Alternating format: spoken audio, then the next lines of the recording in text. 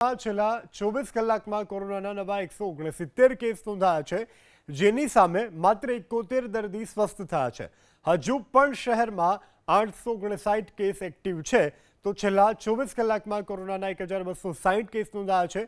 ત્યારે આરોગ્ય મંત્રી ઋષિકેશ પટેલે લોકોને તાવ, શરદી, ખાંસી હોય તો 27 જૂનના ભગવાન જગન્નાથજીની રથયાત્રામાં જોડાવાનું ટાળવાની અપીલ કરી છે. કોરોનાથી હાલ જે સ્થિતિ છે તે ગંભીર નથી, પરંતુ સાવચેતીના ભાગરૂપે લોકોને સતર્ક રહેવાની જરૂરિયાત હોવાની પણ આરોગ્ય મંત્રીએ વાત કરી છે. ત્યારે લોકોને જો કોરોનાના લક્ષણો હોય તો રથયાત્રામાં જવાનું ટાળવાની પણ સલાહ આપવામાં આવી છે. લક્ષણોવાળા વ્યક્તિને હોમ આઇસોલેશનમાં રહી અને ટીવી ચેનલ ઉપર ભગવાનના દર્શન કરી લેવા જોઈએ તેવી આરોગ્ય મંત્રીએ અપીલ કરી છે.